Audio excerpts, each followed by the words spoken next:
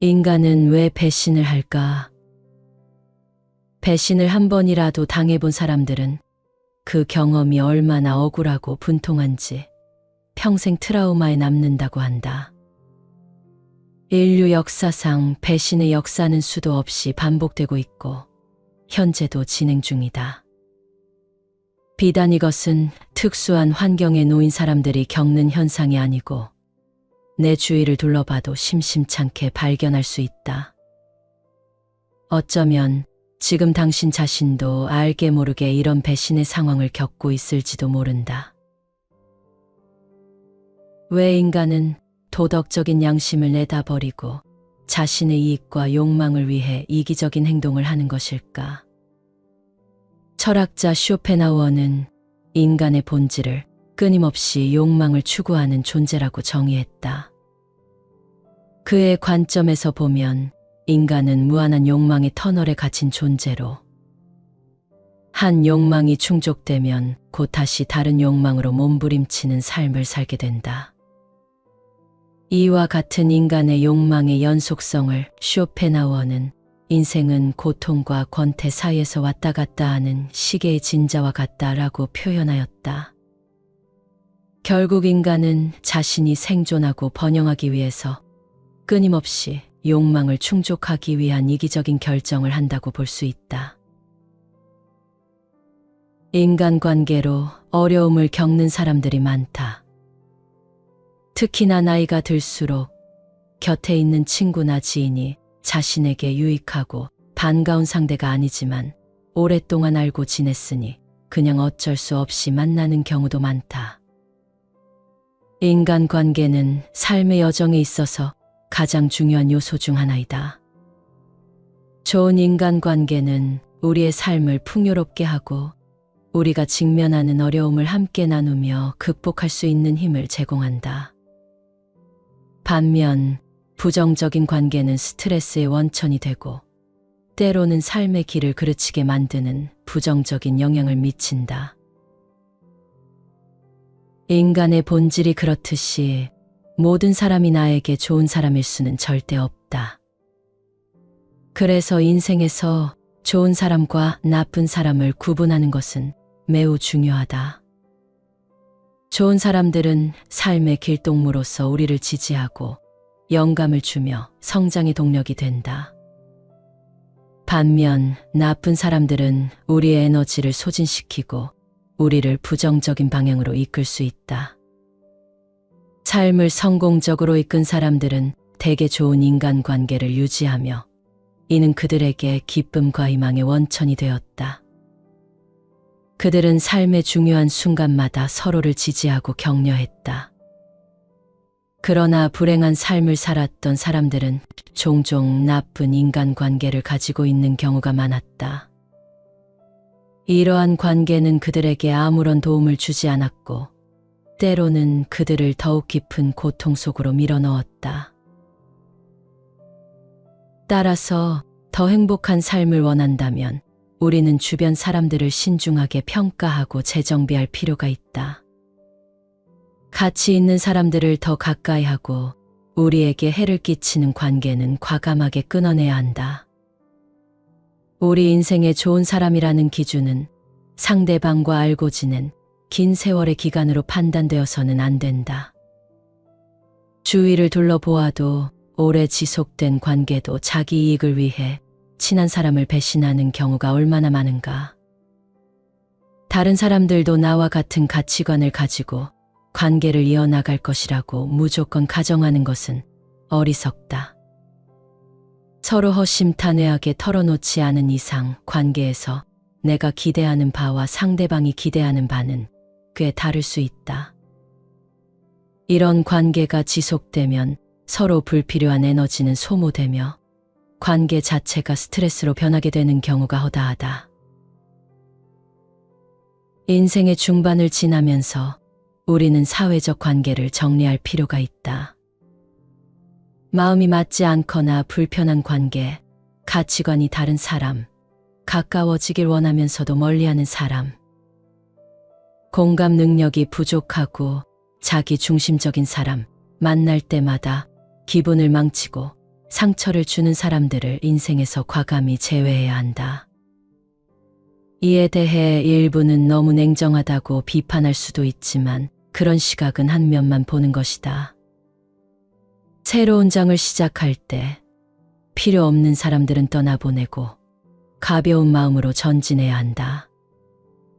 그래야 남은 시간을 의미 있게 보내고 상처받지 않으며 더 집중하고 감사하는 삶을 살 수 있다. 노노와 명심보감에서는 좋은 친구를 판별하는 기준에 대해서 다음과 같이 가르침을 주고 있다. 착한 자, 배우는 것을 좋아하는 자, 좋은 사람들을 사귀고 있는 자, 상대의 마음에 공감해 주는 자, 타인을 돕는 자, 의리 있는 자, 오래 사귀어도 변함없이 상대를 존중해 주는 자, 선을 잘 지키는 자, 겉과 속이 같고 정직한 자, 절제를 잘하는 자, 칭찬을 잘하는 자. 결국 좋은 인간 관계는 오로지 우리 자신만이 만들어낼 수 있다. 우리가 누구를 선택하고 어떻게 그 관계를 유지하고 발전시키는지는 우리 자신의 성격과 가치관을 나타내는 것이다. 우리는 스스로의 삶을 주도하며 어떤 관계를 맺을지, 어떤 관계를 끊을지를 결정할 수 있는 권한이 있다. 이것이 바로 우리가 삶을 주도적이고 의미 있게 만드는 방법이다. 오늘 낭독할 책은 50부터는 왜 노노와 손자병법을 함께 알아야 하는가이다. 50이 다 되었지만 이 나이 먹도록 세상을 너무 몰랐다. 제대로 된 사람을 얻어야 인생이 바뀐다고 저자는 말한다. 저자의 지혜와 통찰을 통해서 이제 후회하지 않고 이제 실수를 반복하지 않는 삶을 살 수 있을 것이다. 50부터는 어떤 친구를 사귀어야 할까? 공자께서 말씀하셨다. 유익한 벗이 3가지이고 해로운 벗도 3가지이다. 정직한 사람을 벗하고 신실한 사람을 벗하고 견문이 많은 사람을 벗하면 유익하다. 아처 많은 사람을 벗하고 겉만 착한 사람을 벗하고 빈말을 잘하는 사람을 벗하면 해롭다. 서로 편하게 이야기를 나눌 수 있는 상대라면 일단 친구라고 해도 좋다. 이때 어떤 친구를 두었는지에 따라 훗날 인생이 달라진다. 이로운 친구를 가리키는 익자사무라는 말이 있다. 사귀면 유익한 친구가 3종류 있다는 의미다. 첫째, 직이란 강직, 다시 말해 부정한 일을 싫어하는 인물이다. 그런 인물이라면 자신이 잘못된 일을 했을 때 솔직히 지적해준다. 둘째, 양은 성실하다는 의미다. 이러한 친구가 있으면 자신도 자연히 감화되어 잘못된 길에서 헤매는 일이 없어진다. 셋째, 다문이란 박식, 즉 정보를 많이 갖고 있다는 뜻이다. 이러한 친구가 있다면 자신을 발전시키는데도 냉혹한 인생을 헤쳐나가는데도 반드시 도움이 된다. 그리고 사귀면 유익하지 않은 인물도 3종류가 있다. 이런 유형의 사람은 대개 악의는 없다. 그러니 일부러 피할 필요는 없다. 다만 사귄다고 해도 깊은 관계를 맺지 않는 것이 현명하다. 어떤 부탁도 가볍게 들어주면 안 된다. 공자께서 말씀하셨다. 사람이 신의가 없으면 그것이 옳은 것인지 알 수 없다. 큰 수레에 멍에가 없고 작은 수레에 끌채가 없으면 어떻게 갈 수 있겠는가? 신이란 거짓말을 하지 않고 약속한 일은 반드시 지킨다는 의미다. 신의는 인간의 조건이다. 이것이 없으면 인간 실격이라는 말을 들어도 할 수 없다. 우리가 신뢰를 저버려서 실패하는 것은 이를 경솔하게 떠맡아서다. 마음 약한 사람일수록 이런 실패가 많다. 노자라는 고전에는 경락과 신, 즉 가볍게 승낙하면 미덥지 않다라는 의미의 명언이 있다. 경락이란 가볍게 승낙한다는 것이다. 여기에는 두 가지 큰 단점이 있다. 첫째, 스스로 자기 자신을 괴롭게 한다. 그 자리의 분위기나 일시적인 감정에 휩쓸려 자기 힘에 부치는 일을 경솔하게 떠안아 난처한 상황에 빠지게 되고 결국 자기 자신을 괴롭힌다. 둘째, 가볍게 승낙하면 약속을 지키지 못하는 경우가 많다. 단 한마디의 가벼운 승낙 때문에 그런 결과를 맞이한다면 이것만큼 억울한 일이 또 어디 있겠는가. 상대의 의도를 파악하는 통찰력의 힘. 공자께서 말씀하셨다. 남이 나를 속일 것이라고 지레짐작하지 않고 남이 나를 믿지 않을 것이라고 억측하지 않아야 하지만 그래도 먼저 깨닫는 자가 현명하다. 직접 만나서 말을 해야만 일 처리가 가능했던 시대의 이야기다. 혹은 처음 만난 상황을 가정하고 조언을 했을지도 모른다. 선입견에 사로잡히지 않은 냉정한 판단력이 필요하다는 말이다. 지금은 얼굴을 마주하고 이야기하지 않아도 일을 끝낼 수 있는 시대가 되었다. 하지만 마지막 판단을 내리는 것은 역시 사람이다. 신뢰할 수 있는 인물인지 아닌지 신중하게 파악하고 대처해야 한다. 그렇지 않으면 안 좋은 일에 휘말려서 같이 낭패를 당할 수 있다. 나도 경계가 허술해서 그런 비슷한 경험이 있다. 공자는 이 문제에 대해 남의 말을 살피고 안색을 관찰하라고 말했다. 말을 살피는 것은 상대의 말 이면에 어떤 의도가 숨어 있는지 읽어내는 일이고, 안색을 관찰하는 것은 상대의 표정을 읽고 속내를 꿰뚫어 보는 일이다. 사람에 대한 깊은 이해가 없으면 살아가기 어렵다는 사람도 있지만, 사람에 대해 깊이 이해하기 위한 전제가 바로 이런 통찰력이다. 공자는 원래 사람을 신뢰하는 편이지만 그런 공자조차 이렇게 말했다. 우리의 경우는 더더욱 그렇지 않겠는가? 지금보다 더 사람을 읽을 수 있는 통찰력을 갈고 닦아 인생을 유연하게 살아가길 바란다. 속이고 있지는 않은지, 거짓말을 하고 있지는 않은지, 처음부터 경계하지 않고도 재빠르게 상대의 의도를 알아차린다면 현자라고 할 수 있다. 거짓과 진실을 가려 사람을 보는 안목. 공자께서 말씀하셨다. 교묘한 말을 하고 얼굴빛을 꾸미는 사람 가운데 어진이가 드물다. 공자는 군자의 조건으로 덕과 능력을 꼽았다. 그리고 이 두 가지는 자동차의 좌우 바퀴와 같다고 했다. 과연 덕은 무엇일까? 인격이나 인품에 관련된 것이라고 쉽게 짐작은 간다. 하지만 설명을 하려니 생각보다 어렵다. 그 이유는 덕이란 단순하지 않고 여러 요소로 구성되기 때문이다. 수많은 덕 중에 공자가 가장 중요시한 것은 인이다. 다만 공자 자신이 인이란 어떤 것인지 정의를 내리지는 않았다. 제자들의 질문에 따라 다양한 대답을 내놓았을 뿐이다.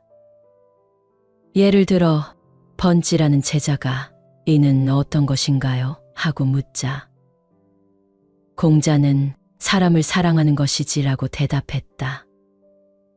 그리고 중궁이라는 제자에게는 자기가 원하지 않는 일은 남에게도 시키지 마라. 이것이 인이다라고 대답했다.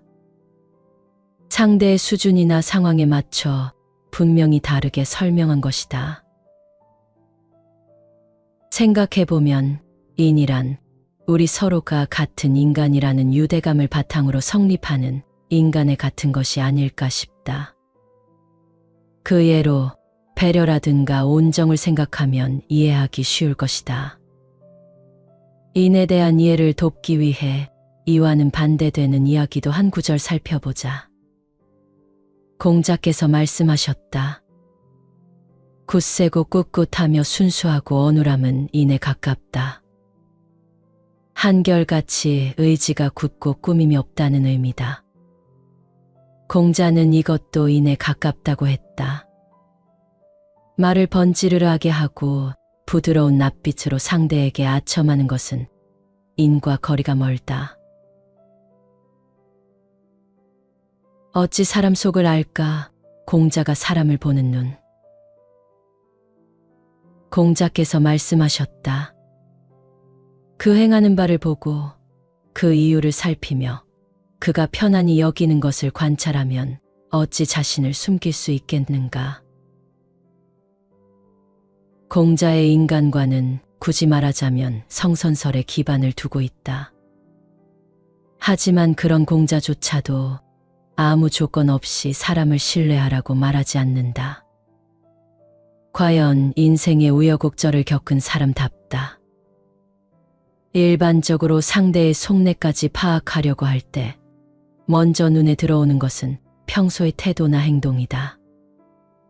하지만 공자의 이 말을 유념하고 상대를 보면 80% 정도는 놓치는 것이 없을 것이다. 또한 공자는 그것만으로는 충분하지 않으니 더 나아가 행동을 뒷받침하는 동기나 목적까지 확인하고 상대를 보라고 말했다. 그만큼 사람을 판단할 때는 신중하라는 말이다. 왜 그렇게까지 경계해야 할까? 전혀 관계없는 타인이라면 아무래도 상관없다. 문제는 생활이나 일과 관련이 있는 상대다. 그런 상대가 문제를 일으켰을 때 이쪽까지 휘말릴 우려가 있다. 실제로 종종 그런 이야기를 듣지 않는가? 이런 일을 피하려면 어떻게 하면 좋을까? 공자가 말한 것처럼 사람 보는 눈, 안목을 키워야 한다. 두 가지만 명심하자. 첫째, 고전 속 공자의 말은 물론 선인들의 지혜에서 배워야 한다. 둘째, 배운 것을 실행하고 경험을 쌓으면서 연마해야 한다. 어떤 상대라도 자신의 본성을 끝까지 숨길 수는 없다. 50부터 꼭 피해야 할 건 4가지. 공자께서는 4가지를 하지 않으셨다. 억측하지 않으셨고 반드시 그래야 한다는 게 없으셨으며 고집하지 않으셨고 자신만 옳다고 하지 않으셨다. 제자들이 공자의 사람됨을 이야기한 구절이다.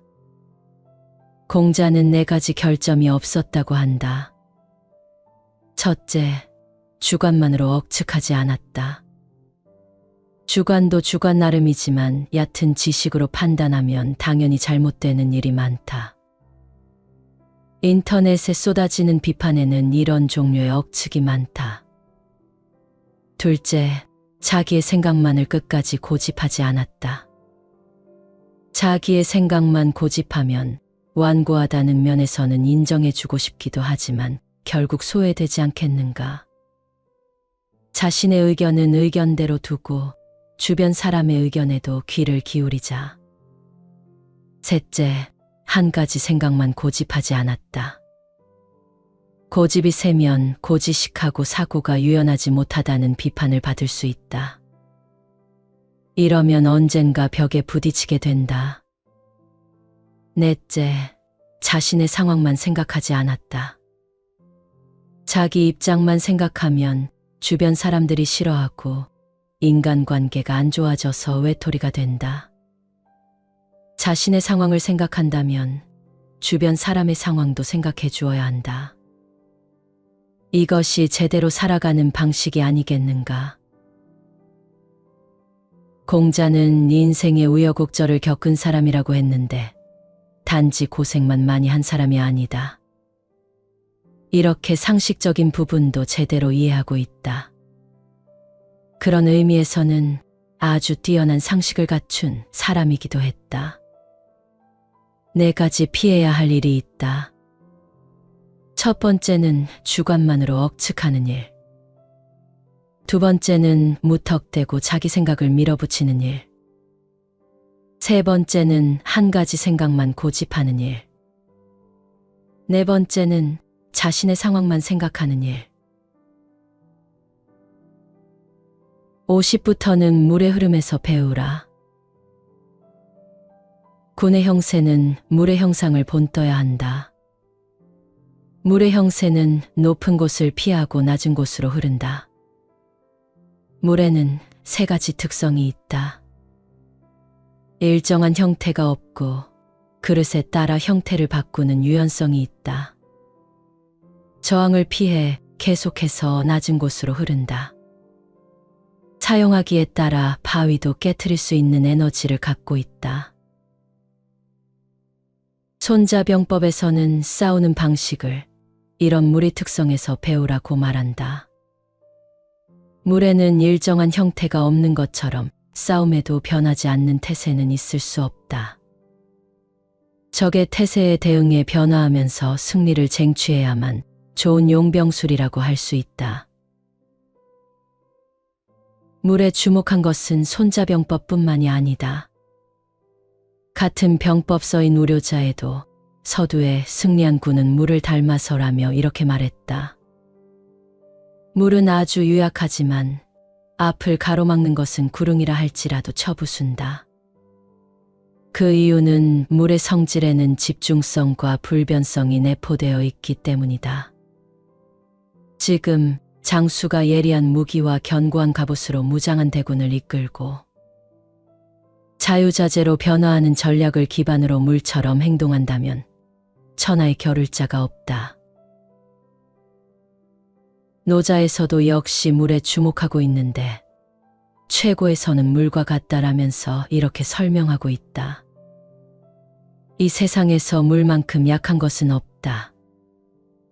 그러나 강자를 이기는 것은 물보다 뛰어난 것이 없다. 부드러움은 강한 것을 이기고 약함은 강한 것을 이긴다. 이러한 도리는 누구나 알고 있지만 실천하는 자는 없다. 이 또한 우리가 인생을 살아가는데 적용할 수 있지 않겠는가? 물의 흐름에서 배우자. 물은 높은 곳은 피하고 낮은 곳으로 흐른다. 사람을 얻는 자, 군자의 조건은 무엇인가? 공자께서 말씀하셨다. 군자는 진중하지 않으면 위험이 없고 배우더라도 견고하지 못하다. 중심과 믿음을 중시하고 자기보다 못한 자를 벗으로 삼지 말며 잘못하면 즉시 고치기를 주저하지 말아야 한다. 공자가 목표로 삼은 가장 이상적인 인간상은 군자였다. 공자 자신이 군자를 목표로 삼았을 뿐만 아니라 3,000명이나 되는 제자들에게 철저히 가르친 것 또한 군자였다. 공자 학당은 군자 양성의 장이었다고 해도 과언이 아니다. 공자가 목표로 한 군자의 5가지 자세는 무엇일까? 첫째, 항상 침착하게 대비하고 웬만한 일에는 흔들리지 않는다. 그렇지 않으면 아랫사람을 통솔할 수 없다. 둘째, 자기 경험에만 의지하면 아무래도 시야가 좁아진다. 그 결과 독불장군이 되어 독선에 빠지고 진보도 발전도 기대할 수 없다. 그렇게 되지 않으려면 선인의 지혜를 배워야 한다. 셋째, 인간으로서 신뢰를 높이려면 성실해야 한다. 넷째, 자신보다 뛰어난 사람과 사귀면 어느새 상대에게 감화되어 자신도 발전할 수 있다. 다섯째, 누구나 실패와 실수를 한다. 그것을 고칠 수 있느냐 없느냐에 따라 앞으로의 인생이 크게 달라진다. 군자는 항상 침착하게 대비하고 쉽게 흔들리지 않는다. 든든한 친구와의 만남은 결국 나를 위한 일. 공자께서 말씀하셨다. 더불어 말할 만해도 함께 말하지 않는다면 사람을 잃게 되고, 더불어 말할 만하지 않은데 함께 말을 한다면 말을 잃게 된다. 지혜로운 자는 사람을 잃지 않고 말도 잃지 않는다. 공자가 살던 시대에는 친구가 매우 큰 존재였다. 지금은 초등학교에서 대학교까지 어디에든 학교가 있고 내용이 어떻든 배우려고 마음먹으면 배울 곳이 있다.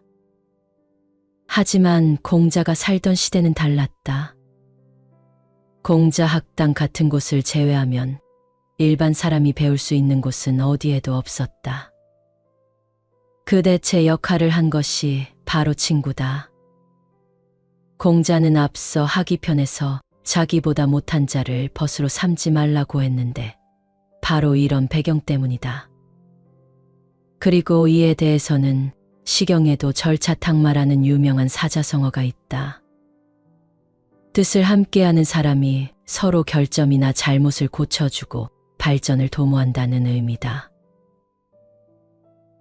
현대에도 이러한 친구가 한 명이라도 있다면 이것만큼 든든한 것은 없다.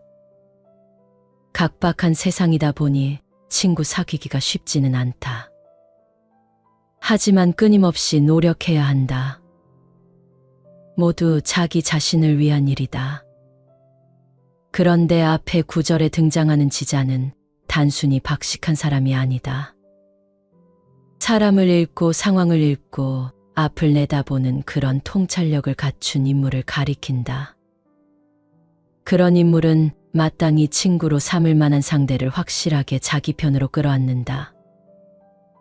이야기를 나눌 만한 인물과 만나면서 대화하지 않는 것은 벗을 잃는 일이다. 이야기를 나눌 만하지 않은 인물과 대화하는 것은 말을 낭비하는 것이다.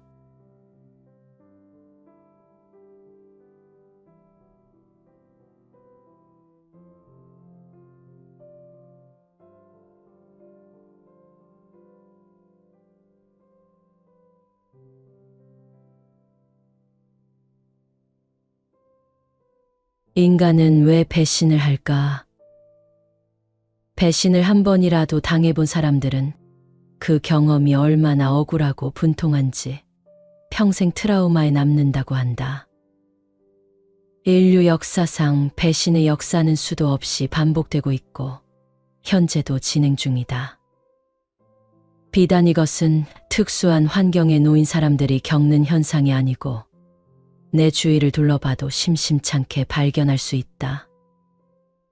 어쩌면 지금 당신 자신도 알게 모르게 이런 배신의 상황을 겪고 있을지도 모른다. 왜 인간은 도덕적인 양심을 내다버리고 자신의 이익과 욕망을 위해 이기적인 행동을 하는 것일까? 철학자 쇼펜하우어는 인간의 본질을 끊임없이 욕망을 추구하는 존재라고 정의했다.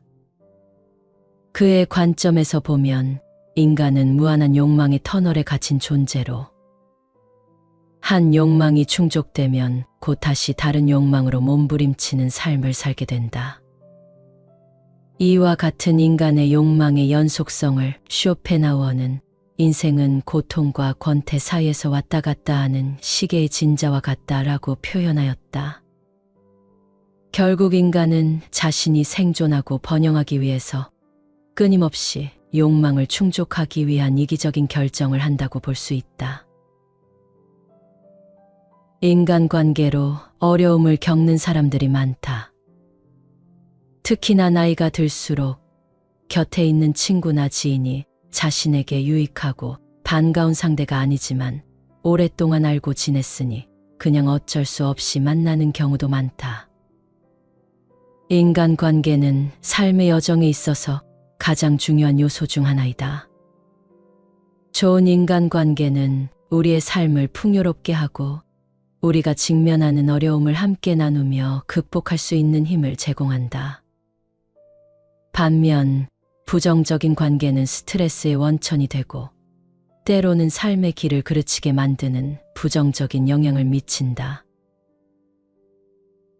인간의 본질이 그렇듯이 모든 사람이 나에게 좋은 사람일 수는 절대 없다. 그래서 인생에서 좋은 사람과 나쁜 사람을 구분하는 것은 매우 중요하다. 좋은 사람들은 삶의 길동무로서 우리를 지지하고 영감을 주며 성장의 동력이 된다.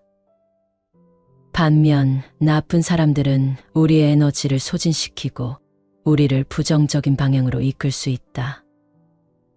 삶을 성공적으로 이끈 사람들은 대개 좋은 인간관계를 유지하며 이는 그들에게 기쁨과 희망의 원천이 되었다.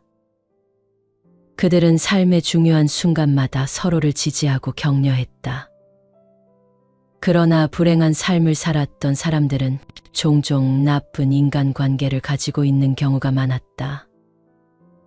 이러한 관계는 그들에게 아무런 도움을 주지 않았고 때로는 그들을 더욱 깊은 고통 속으로 밀어넣었다. 따라서 더 행복한 삶을 원한다면 우리는 주변 사람들을 신중하게 평가하고 재정비할 필요가 있다. 가치 있는 사람들을 더 가까이 하고 우리에게 해를 끼치는 관계는 과감하게 끊어내야 한다. 우리 인생의 좋은 사람이라는 기준은 상대방과 알고 지낸 긴 세월의 기간으로 판단되어서는 안 된다. 주위를 둘러보아도 오래 지속된 관계도 자기 이익을 위해 친한 사람을 배신하는 경우가 얼마나 많은가. 다른 사람들도 나와 같은 가치관을 가지고 관계를 이어나갈 것이라고 무조건 가정하는 것은 어리석다. 서로 허심탄회하게 털어놓지 않은 이상 관계에서 내가 기대하는 바와 상대방이 기대하는 바는 꽤 다를 수 있다. 이런 관계가 지속되면 서로 불필요한 에너지는 소모되며 관계 자체가 스트레스로 변하게 되는 경우가 허다하다. 인생의 중반을 지나면서 우리는 사회적 관계를 정리할 필요가 있다.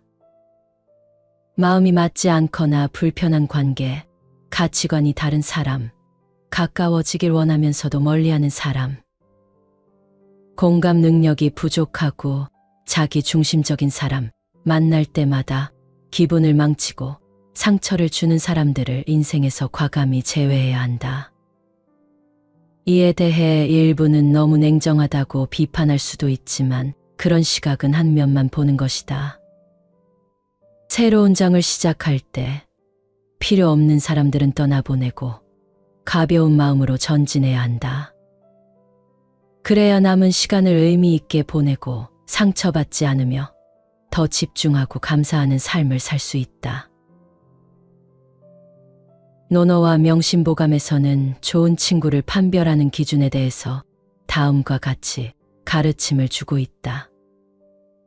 착한 자, 배우는 것을 좋아하는 자, 좋은 사람들을 사귀고 있는 자, 상대의 마음에 공감해 주는 자, 타인을 돕는 자, 의리 있는 자, 오래 사귀어도 변함없이 상대를 존중해 주는 자, 선을 잘 지키는 자, 겉과 속이 같고 정직한 자, 절제를 잘하는 자, 칭찬을 잘하는 자. 결국 좋은 인간 관계는 오로지 우리 자신만이 만들어낼 수 있다. 우리가 누구를 선택하고 어떻게 그 관계를 유지하고 발전시키는지는 우리 자신의 성격과 가치관을 나타내는 것이다. 우리는 스스로의 삶을 주도하며 어떤 관계를 맺을지, 어떤 관계를 끊을지를 결정할 수 있는 권한이 있다. 이것이 바로 우리가 삶을 주도적이고 의미 있게 만드는 방법이다. 오늘 낭독할 책은 50부터는 왜 논어와 손자병법을 함께 알아야 하는가이다. 50이 다 되었지만 이 나이 먹도록 세상을 너무 몰랐다. 제대로 된 사람을 얻어야 인생이 바뀐다고 저자는 말한다. 저자의 지혜와 통찰을 통해서 이제 후회하지 않고 이제 실수를 반복하지 않는 삶을 살 수 있을 것이다. 50부터는 어떤 친구를 사귀어야 할까? 공자께서 말씀하셨다. 유익한 벗이 세 가지이고 해로운 벗도 세 가지이다. 정직한 사람을 벗하고 신실한 사람을 벗하고 견문이 많은 사람을 벗하면 유익하다. 아처 많은 사람을 벗하고 겉만 착한 사람을 벗하고 빈말을 잘하는 사람을 벗하면 해롭다. 서로 편하게 이야기를 나눌 수 있는 상대라면 일단 친구라고 해도 좋다. 이때 어떤 친구를 두었는지에 따라 훗날 인생이 달라진다. 이로운 친구를 가리키는 익자사무라는 말이 있다. 사귀면 유익한 친구가 세 종류 있다는 의미다. 첫째, 직이란 강직, 다시 말해 부정한 일을 싫어하는 인물이다. 그런 인물이라면 자신이 잘못된 일을 했을 때 솔직히 지적해준다. 둘째, 양은 성실하다는 의미다. 이러한 친구가 있으면 자신도 자연히 감화되어 잘못된 길에서 헤매는 일이 없어진다. 셋째, 다문이란 박식, 즉 정보를 많이 갖고 있다는 뜻이다. 이러한 친구가 있다면 자신을 발전시키는데도 냉혹한 인생을 헤쳐나가는데도 반드시 도움이 된다. 그리고 사귀면 유익하지 않은 인물도 세 종류가 있다. 이런 유형의 사람은 대개 악의는 없다. 그러니 일부러 피할 필요는 없다. 다만 사귄다고 해도 깊은 관계를 맺지 않는 것이 현명하다. 어떤 부탁도 가볍게 들어주면 안 된다. 공자께서 말씀하셨다. 사람이 신의가 없으면 그것이 옳은 것인지 알 수 없다. 큰 수레에 멍에가 없고 작은 수레에 끌채가 없으면 어떻게 갈 수 있겠는가? 신이란 거짓말을 하지 않고 약속한 일은 반드시 지킨다는 의미다. 신의는 인간의 조건이다. 이것이 없으면 인간 실격이라는 말을 들어도 할 수 없다. 우리가 신뢰를 저버려서 실패하는 것은 이를 경솔하게 떠맡아서다. 마음 약한 사람일수록 이런 실패가 많다. 노자라는 고전에는 경락과 신, 즉 가볍게 승낙하면 미덥지 않다라는 의미의 명언이 있다. 경락이란 가볍게 승낙한다는 것이다. 여기에는 두 가지 큰 단점이 있다. 첫째, 스스로 자기 자신을 괴롭게 한다. 그 자리의 분위기나 일시적인 감정에 휩쓸려 자기 힘에 부치는 일을 경솔하게 떠안아 난처한 상황에 빠지게 되고 결국 자기 자신을 괴롭힌다. 둘째, 가볍게 승낙하면 약속을 지키지 못하는 경우가 많다. 단 한마디의 가벼운 승낙 때문에 그런 결과를 맞이한다면 이것만큼 억울한 일이 또 어디 있겠는가. 상대의 의도를 파악하는 통찰력의 힘. 공자께서 말씀하셨다. 남이 나를 속일 것이라고 지레 짐작하지 않고 남이 나를 믿지 않을 것이라고 억측하지 않아야 하지만 그래도 먼저 깨닫는 자가 현명하다. 직접 만나서 말을 해야만 일 처리가 가능했던 시대의 이야기다. 혹은 처음 만난 상황을 가정하고 조언을 했을지도 모른다. 선입견에 사로잡히지 않은 냉정한 판단력이 필요하다는 말이다. 지금은 얼굴을 마주하고 이야기하지 않아도 일을 끝낼 수 있는 시대가 되었다. 하지만 마지막 판단을 내리는 것은 역시 사람이다. 신뢰할 수 있는 인물인지 아닌지 신중하게 파악하고 대처해야 한다. 그렇지 않으면 안 좋은 일에 휘말려서 같이 낭패를 당할 수 있다. 나도 경계가 허술해서 그런 비슷한 경험이 있다. 공자는 이 문제에 대해 남의 말을 살피고 안색을 관찰하라고 말했다. 말을 살피는 것은 상대의 말 이면에 어떤 의도가 숨어 있는지 읽어내는 일이고, 안색을 관찰하는 것은 상대의 표정을 읽고 속내를 꿰뚫어 보는 일이다. 사람에 대한 깊은 이해가 없으면 살아가기 어렵다는 사람도 있지만, 사람에 대해 깊이 이해하기 위한 전제가 바로 이런 통찰력이다. 공자는 원래 사람을 신뢰하는 편이지만 그런 공자조차 이렇게 말했다. 우리의 경우는 더더욱 그렇지 않겠는가? 지금보다 더 사람을 읽을 수 있는 통찰력을 갈고 닦아 인생을 유연하게 살아가길 바란다.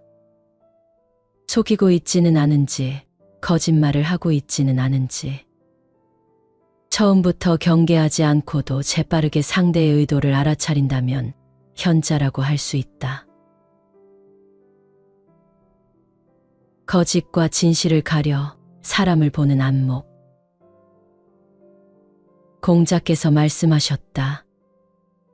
교묘한 말을 하고 얼굴빛을 꾸미는 사람 가운데 어진이가 드물다.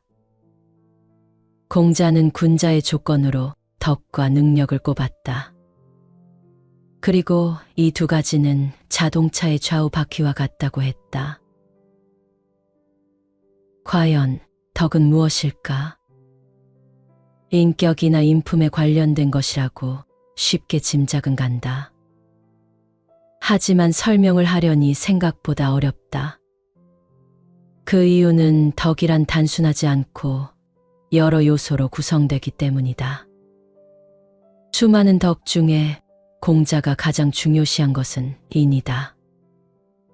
다만 공자 자신이 인이란 어떤 것인지 정의를 내리지는 않았다. 제자들의 질문에 따라 다양한 대답을 내놓았을 뿐이다. 예를 들어 번지라는 제자가 인은 어떤 것인가요? 하고 묻자 공자는 사람을 사랑하는 것이지라고 대답했다. 그리고 중궁이라는 제자에게는 자기가 원하지 않는 일은 남에게도 시키지 마라. 이것이 인이다라고 대답했다. 상대의 수준이나 상황에 맞춰 분명히 다르게 설명한 것이다. 생각해보면 인이란 우리 서로가 같은 인간이라는 유대감을 바탕으로 성립하는 인간의 같은 것이 아닐까 싶다. 그 예로 배려라든가 온정을 생각하면 이해하기 쉬울 것이다. 인에 대한 이해를 돕기 위해 이와는 반대되는 이야기도 한 구절 살펴보자. 공자께서 말씀하셨다. 굳세고 꿋꿋하며 순수하고 어눌함은 인에 가깝다. 한결같이 의지가 굳고 꾸밈이 없다는 의미다. 공자는 이것도 인에 가깝다고 했다. 말을 번지르르하게 하고 부드러운 낯빛으로 상대에게 아첨하는 것은 인과 거리가 멀다. 어찌 사람 속을 알까? 공자가 사람을 보는 눈. 공자께서 말씀하셨다. 그 행하는 바를 보고 그 이유를 살피며 그가 편안히 여기는 것을 관찰하면 어찌 자신을 숨길 수 있겠는가? 공자의 인간관은 굳이 말하자면 성선설에 기반을 두고 있다. 하지만 그런 공자조차도 아무 조건 없이 사람을 신뢰하라고 말하지 않는다. 과연 인생의 우여곡절을 겪은 사람답다. 일반적으로 상대의 속내까지 파악하려고 할 때 먼저 눈에 들어오는 것은 평소의 태도나 행동이다. 하지만 공자의 이 말을 유념하고 상대를 보면 80% 정도는 놓치는 것이 없을 것이다. 또한 공자는 그것만으로는 충분하지 않으니 더 나아가 행동을 뒷받침하는 동기나 목적까지 확인하고 상대를 보라고 말했다. 그만큼 사람을 판단할 때는 신중하라는 말이다. 왜 그렇게까지 경계해야 할까? 전혀 관계없는 타인이라면 아무래도 상관없다. 문제는 생활이나 일과 관련이 있는 상대다. 그런 상대가 문제를 일으켰을 때 이쪽까지 휘말릴 우려가 있다. 실제로 종종 그런 이야기를 듣지 않는가? 이런 일을 피하려면 어떻게 하면 좋을까? 공자가 말한 것처럼 사람 보는 눈, 안목을 키워야 한다. 두 가지만 명심하자. 첫째, 고전 속 공자의 말은 물론 선인들의 지혜에서 배워야 한다. 둘째, 배운 것을 실행하고 경험을 쌓으면서 연마해야 한다. 어떤 상대라도 자신의 본성을 끝까지 숨길 수는 없다. 50부터 꼭 피해야 할 건 4가지. 공자께서는 4가지를 하지 않으셨다. 억측하지 않으셨고 반드시 그래야 한다는 게 없으셨으며 고집하지 않으셨고 자신만 옳다고 하지 않으셨다.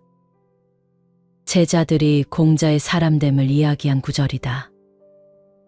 공자는 4가지 결점이 없었다고 한다. 첫째, 주관만으로 억측하지 않았다. 주관도 주관 나름이지만 얕은 지식으로 판단하면 당연히 잘못되는 일이 많다. 인터넷에 쏟아지는 비판에는 이런 종류의 억측이 많다. 둘째, 자기의 생각만을 끝까지 고집하지 않았다. 자기의 생각만 고집하면 완고하다는 면에서는 인정해주고 싶기도 하지만 결국 소외되지 않겠는가? 자신의 의견은 의견대로 두고 주변 사람의 의견에도 귀를 기울이자. 셋째, 한 가지 생각만 고집하지 않았다. 고집이 세면 고지식하고 사고가 유연하지 못하다는 비판을 받을 수 있다. 이러면 언젠가 벽에 부딪히게 된다.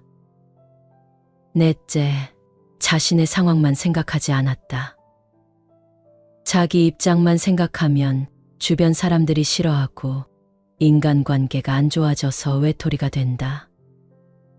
자신의 상황을 생각한다면 주변 사람의 상황도 생각해 주어야 한다. 이것이 제대로 살아가는 방식이 아니겠는가? 공자는 인생의 우여곡절을 겪은 사람이라고 했는데 단지 고생만 많이 한 사람이 아니다. 이렇게 상식적인 부분도 제대로 이해하고 있다. 그런 의미에서는 아주 뛰어난 상식을 갖춘 사람이기도 했다. 4가지 피해야 할 일이 있다. 첫 번째는 주관만으로 억측하는 일. 두 번째는 무턱대고 자기 생각을 밀어붙이는 일. 세 번째는 한 가지 생각만 고집하는 일. 4번째는 자신의 상황만 생각하는 일. 50부터는 물의 흐름에서 배우라. 군의 형세는 물의 형상을 본떠야 한다. 물의 형세는 높은 곳을 피하고 낮은 곳으로 흐른다. 물에는 3가지 특성이 있다. 일정한 형태가 없고 그릇에 따라 형태를 바꾸는 유연성이 있다. 저항을 피해 계속해서 낮은 곳으로 흐른다. 사용하기에 따라 바위도 깨트릴 수 있는 에너지를 갖고 있다. 손자병법에서는 싸우는 방식을 이런 물의 특성에서 배우라고 말한다. 물에는 일정한 형태가 없는 것처럼 싸움에도 변하지 않는 태세는 있을 수 없다. 적의 태세에 대응해 변화하면서 승리를 쟁취해야만 좋은 용병술이라고 할 수 있다. 물에 주목한 것은 손자병법뿐만이 아니다. 같은 병법서인 우료자에도 서두에 승리한 군은 물을 닮아서라며 이렇게 말했다. 물은 아주 유약하지만 앞을 가로막는 것은 구릉이라 할지라도 쳐부순다. 그 이유는 물의 성질에는 집중성과 불변성이 내포되어 있기 때문이다. 지금 장수가 예리한 무기와 견고한 갑옷으로 무장한 대군을 이끌고 자유자재로 변화하는 전략을 기반으로 물처럼 행동한다면 천하에 겨룰 자가 없다. 노자에서도 역시 물에 주목하고 있는데 최고에서는 물과 같다라면서 이렇게 설명하고 있다. 이 세상에서 물만큼 약한 것은 없다. 그러나 강자를 이기는 것은 물보다 뛰어난 것이 없다. 부드러움은 강한 것을 이기고 약함은 강한 것을 이긴다. 이러한 도리는 누구나 알고 있지만 실천하는 자는 없다. 이 또한 우리가 인생을 살아가는데 적용할 수 있지 않겠는가? 물의 흐름에서 배우자. 물은 높은 곳은 피하고 낮은 곳으로 흐른다. 사람을 얻는 자, 군자의 조건은 무엇인가? 공자께서 말씀하셨다. 군자는 진중하지 않으면 위엄이 없고 배우더라도 견고하지 못하다. 중심과 믿음을 중시하고 자기보다 못한 자를 벗으로 삼지 말며 잘못하면 즉시 고치기를 주저하지 말아야 한다. 공자가 목표로 삼은 가장 이상적인 인간상은 군자였다.